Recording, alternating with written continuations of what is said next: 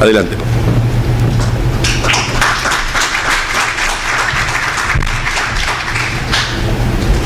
Buenos días, Padre Revelo. Muchísimas gracias por la introducción y muchísimas gracias a todas las autoridades y a todos los presentes en esta mañana. Lo cierto es que cuando el Padre muy gentilmente me invitó a participar de esta jornada, se me presentaron delante mío dos caminos, dos alternativas. Una, hacer una especie de recorrido acerca de las bondades y eventualmente los alcances que la Big Data y la inteligencia artificial pueden generar actualmente en múltiples industrias.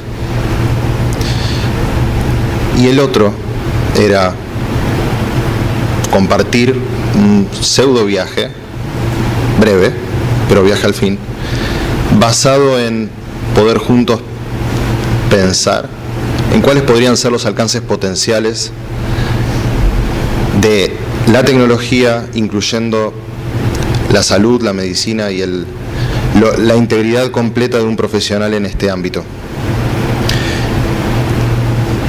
Lo cierto es que me gusta mucho la fotografía y encontré este daguerrotipo que es unos años antes de que suceda una epidemia de cólera en Londres.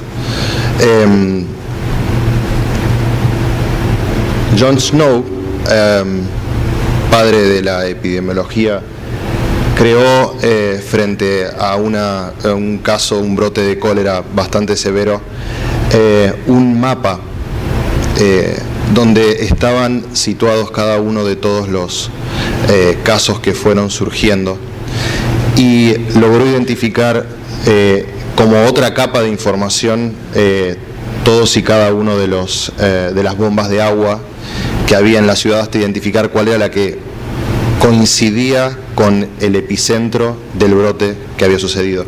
Y esto fue en 1854. Actualmente hay una réplica de la bomba en el lugar, aunque no está, digamos, para los fanáticos, está más cerca del bar que tiene ahora su nombre. Pero es como una especie de ícono esa bomba, de alguien que pudo hacer una especie de analítica con respecto a los datos disponibles, al mejor estilo del siglo XXI, y generar como una especie de antesala de lo que estamos viviendo hoy. Esto creo que es lo que todos hubieran esperado. Es qué puede hacer o qué podemos hacer actualmente con la tecnología, cuáles son los campos de acción, sistemas de alertas inteligentes para diagnósticos precoz, segmentación de pacientes, predicción de necesidades, análisis de patrones y de comportamientos, eventualmente identificación de hiperfrecuentadores, pero lo cierto es si es realmente relevante esto.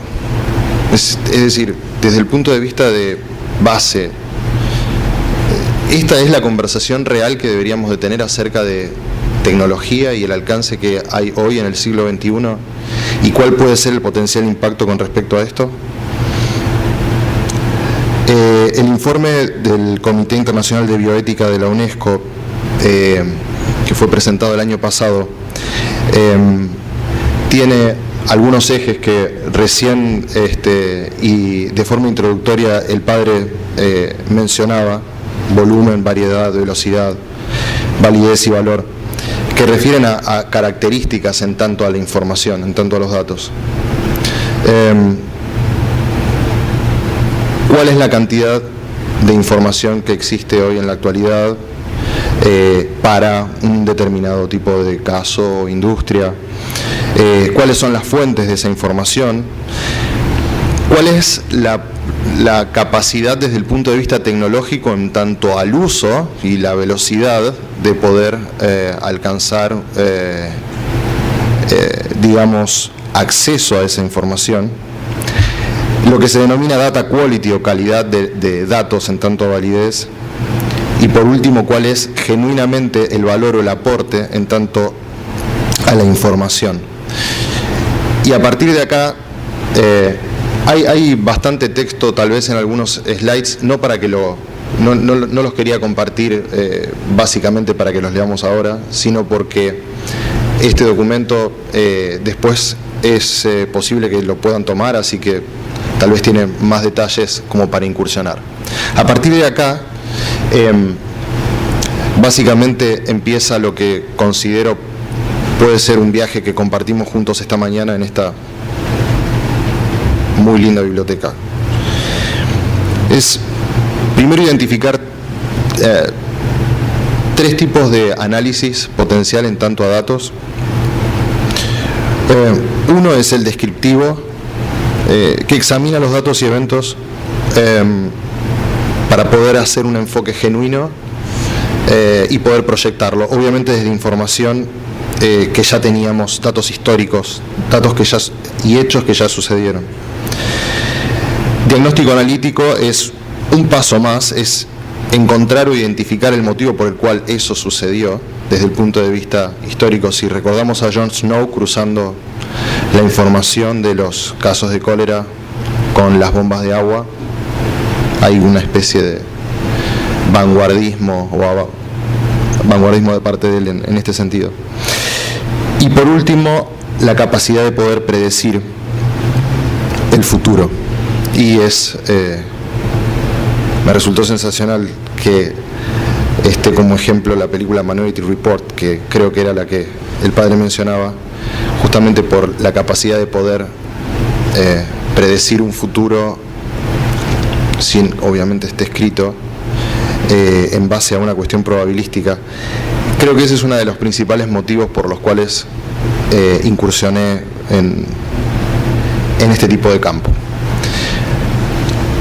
Acá intenté traerles una versión lo más sencilla posible de cómo eventualmente hoy desde el área de tecnología necesitamos cada vez más y más el conocimiento, el expertise de profesionales de múltiples áreas. Y sin duda la salud es una, por lejos. Lo dividimos en tres fases. Esto es parte de un programa se llama PEAR, que es el laboratorio interno de la empresa que dirijo sobre inteligencia artificial. Las tres fases están definidas por un campo de conocimiento especializado, en este caso la salud, con una definición de problemática y un punto clave o eje para nosotros, que es el de la articulación de transferencia interdisciplinaria, es decir, cuando se enfrentan por primera vez en una mesa las áreas de IT con las áreas de una industria o un conocimiento, como puede ser en este caso la salud.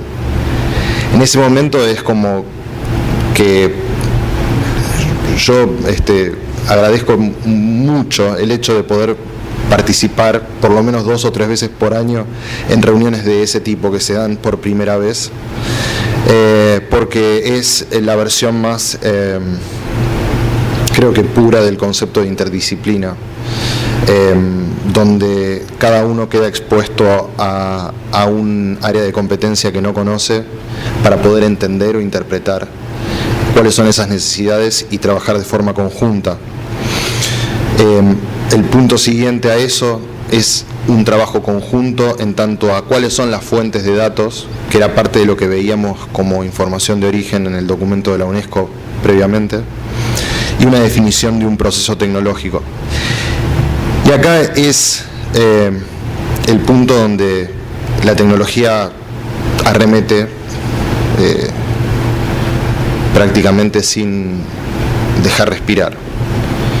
En tanto a que nosotros, cualquiera de los que estamos acá con una tarjeta de crédito hoy, podemos contratar la segunda supercomputadora más poderosa del mundo por un minuto, por más o menos $800.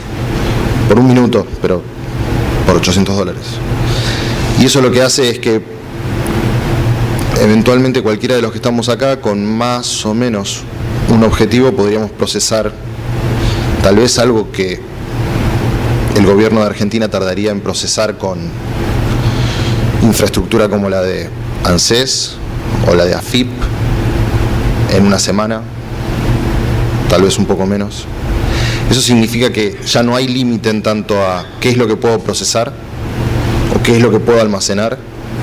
El desafío está en otro lado, en qué es lo que voy a procesar, cuál va a ser el objetivo, cómo voy a llevar adelante ese proceso. Y en el siguiente slide está identificado en este proceso los puntos que previamente conversábamos. ¿Dónde está identificado el punto de valor? ¿Dónde el punto de validez? Eventualmente, ¿cuáles son las áreas que tienen que ver con el volumen y el procesamiento de información?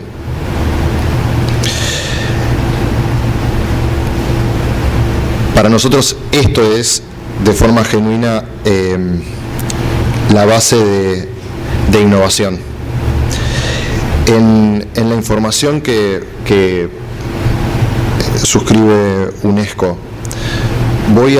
sabiendo quiénes van a ser los próximos ponentes después de mí, hacer una referencia muy particular, sacando los conceptos que tienen que ver con los términos legales o de alcance, a algo en particular que está relacionado a la forma de distribución de este conocimiento, como puede ser el de la salud hoy.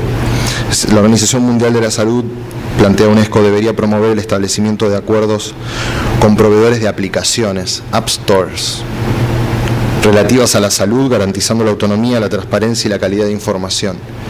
Es decir, da por sentado que la forma en la cual se va a comercializar o distribuir el valor, eventualmente, sería como el mismo lugar donde nosotros descargamos aplicaciones en el teléfono, un App Store. Es decir, mientras que nosotros eventualmente estamos pensando cómo puede llegar a afectar el proceso de datos en el concepto de Big Data o en el concepto de motores de inteligencia artificial, acá ya hay algo que está sentado. Es decir, la distribución va a ser como si yo pudiera elegir determinado tipo de aplicación, que adentro puede tener un algoritmo, o adentro puede tener lo que alguien haya construido previamente, y yo consumirlo como si fuera una solución más. Y en verdad eso cambia conceptualmente todo. Es decir, nosotros como profesionales de forma conjunta podemos crear valor en un proceso que hemos identificado, lo podemos transformar a través de un informático, en un código de programación, meterlo en una caja y distribuirlo globalmente. Entonces, ahí es donde eventualmente empezamos a verle tal vez el lado positivo o dimensionando cuál puede ser el alcance, eventualmente pensar cuáles deberían ser los aspectos claves a considerar o a cuidar. Este es el modelo de cómo podemos pensar un trabajo conjunto en cualquier campo que esté relacionado a la salud. Y siempre haciendo o destacando algo. Este verano pasado estaba en la quinta familiar. Mi hermana es médica y vive en Alemania. Mi cuñado también. Y hacía bastante calor y estaban mis sobrinos dando vuelta y surgió una conversación acerca de el avance de la tecnología y la telemedicina. Y se convirtió en una especie de debate más acalorado que el calor del verano, de mi hermana y su marido peleándome acerca de cómo el rol del médico claramente es superior al de la tecnología, cosa que yo estoy de acuerdo. El punto es cómo. Esta es mi versión de eventualmente una tarde de verano con discusiones con mi hermana. Hay un motor de inteligencia artificial llamemos inteligencia artificial a la capacidad de procesar y poder reescribir el alcance de lo que hace una máquina, como si nosotros tuviéramos la capacidad de aprender. El motor tiene la capacidad de cambiar sus algoritmos él mismo. Es decir, cuando busquemos después quién es el responsable acerca de quién escribió ese código y si hubo un informático que escribió ese código, bueno, ahora tenemos un problema y es que nadie lo escribió, sino la máquina, que ya nadie prácticamente controla, excepto otra máquina que balancea todo un data center.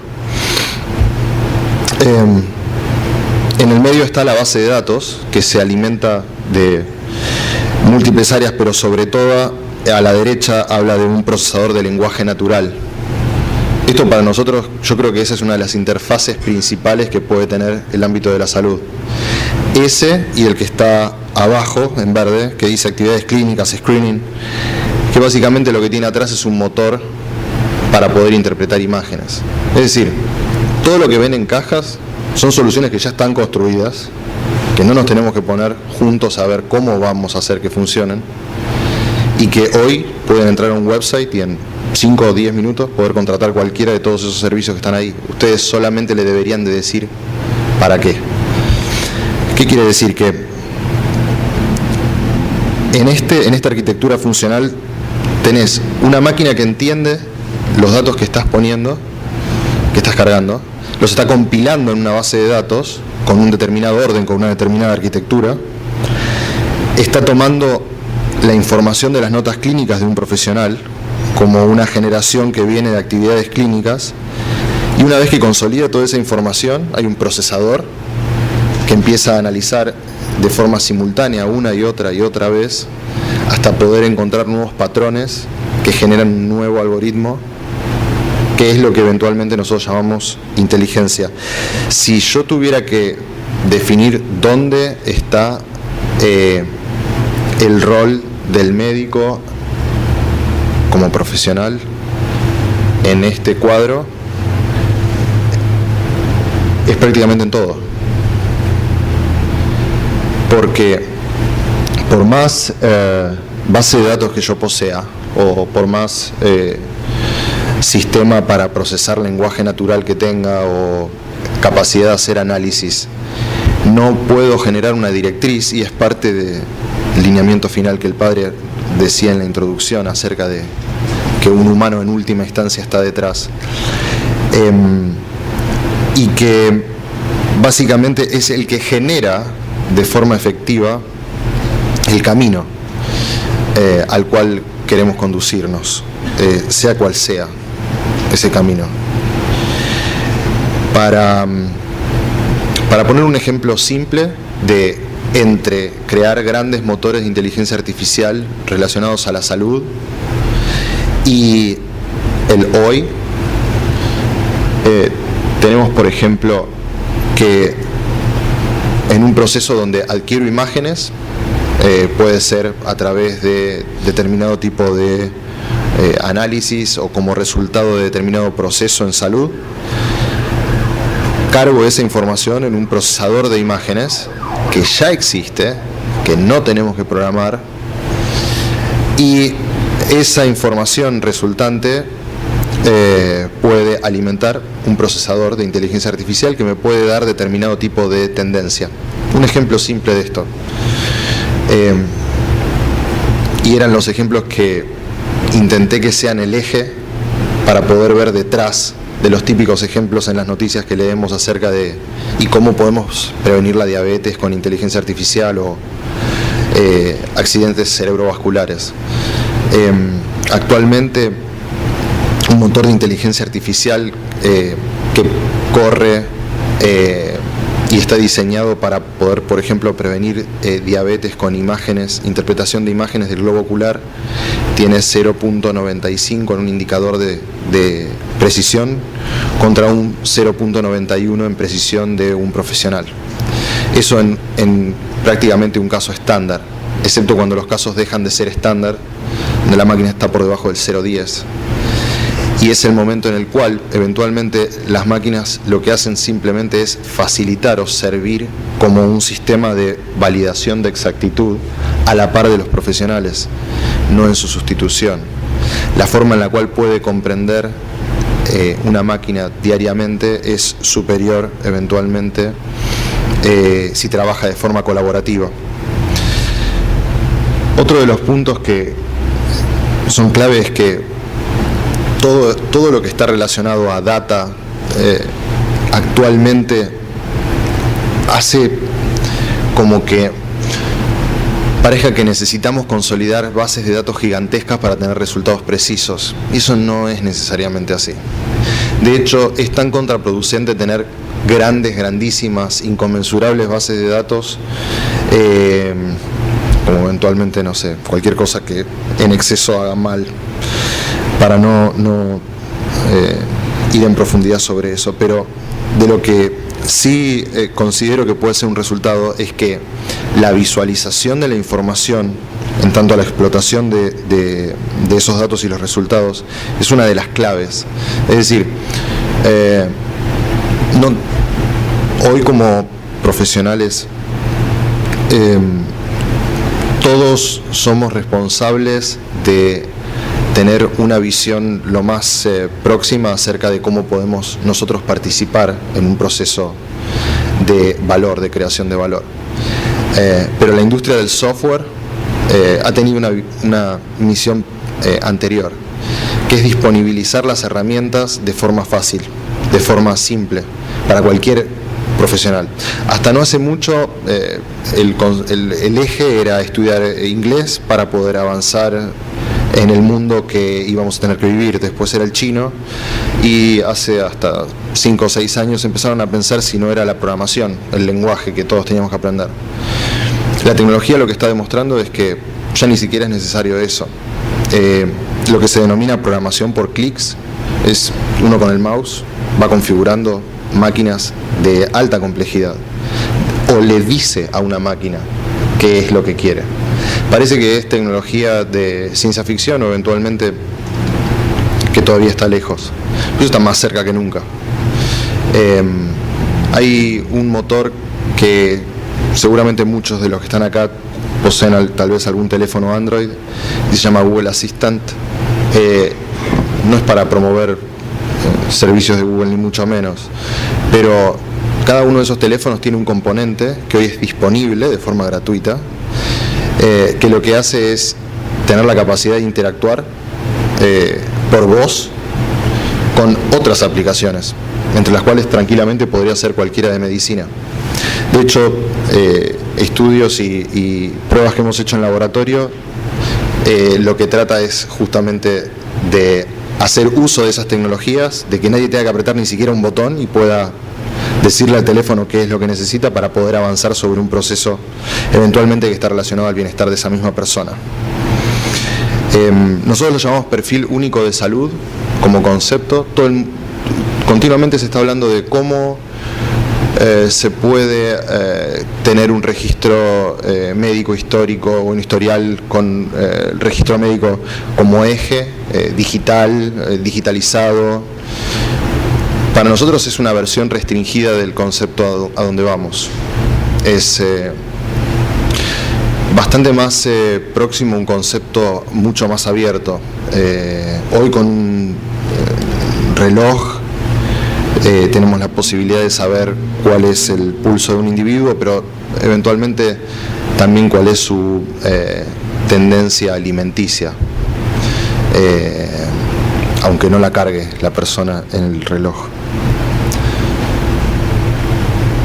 Volvimos a Jon Snow.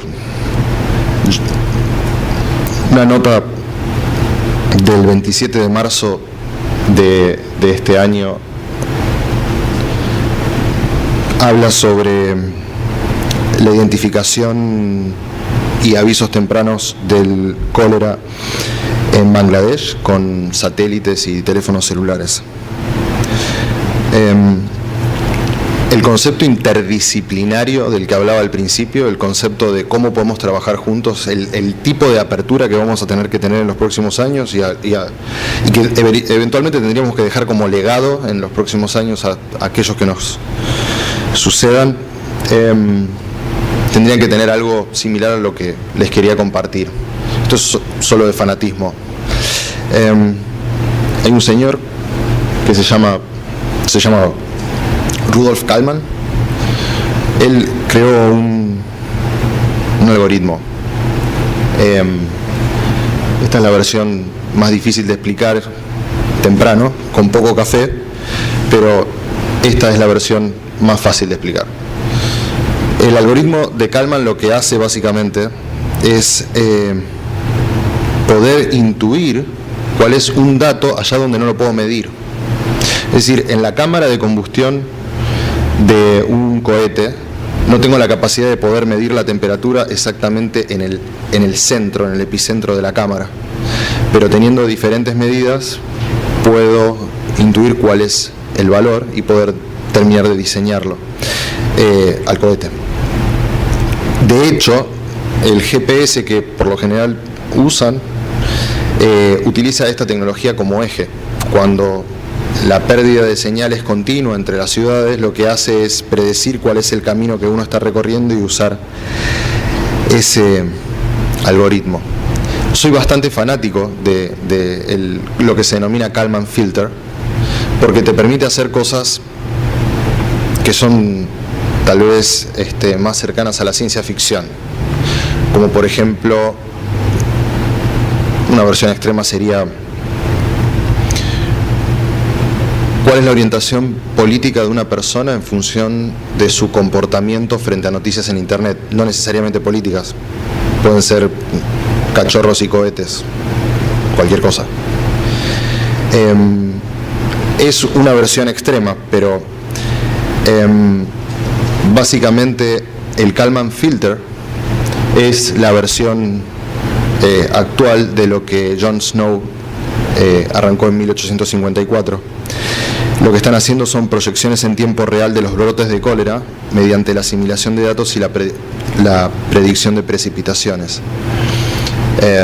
Lo que hacen es que analizan los flujos de agua en determinados lugares alrededor de Bangladesh y lo integran a la información que tienen de brotes después de lluvias o modificaciones en el agua.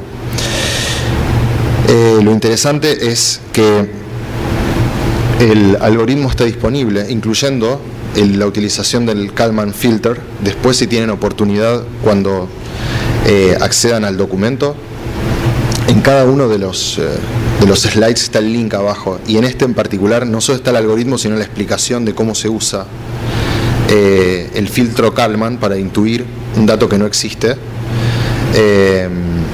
y poder predecir los brotes de cólera, a tal punto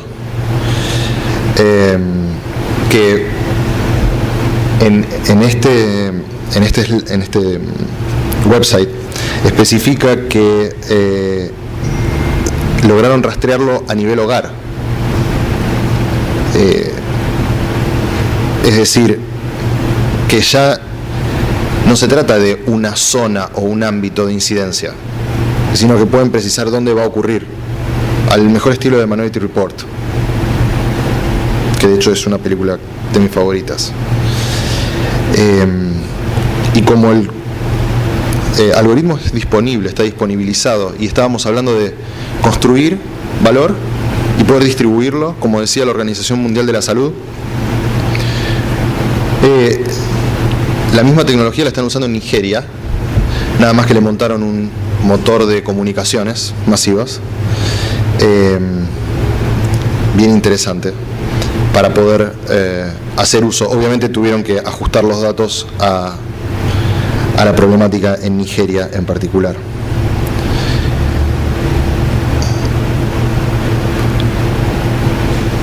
Y todo empezó en esa bomba, en este recorrido de esta mañana. Dicen que esa sí es la original, por eso está atrás del vidrio. Yo no les creo igual. Pero creo que puede servir como mensaje para, más allá del alcance desde el punto de vista tecnológico, sintetizar o expresar esta mañana la oportunidad a la que accedí de estar compartiendo con ustedes la gran necesidad de estar abiertos no solo a lo que viene desde el punto de vista de la tecnología, sino a poder compartir el valor que todos los días cada uno suma desde su profesión. Si alguno desea, después van a tener disponible el archivo, pero si toman el código QR pueden entrar a un formulario y yo les envío la presentación. Muchísimas gracias por el tiempo y espero que les haya gustado.